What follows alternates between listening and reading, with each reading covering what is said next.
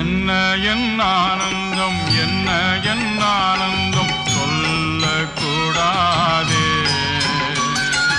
என்ன என் ஆனந்தம், என்ன என் ஆனந்தம் சொல்லக்கூடாதே.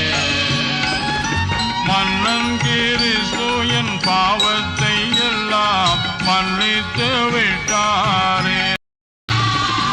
வெண்ணங்கி பொன்மூடி வாத்தியம் மேல் வீட்டில் ஜெய கொடியுடனே மண்ணுலகில் வந்து விண்ணுலகில் சென்ற மன்னனை ஸ்தோத்தரிப்போம்.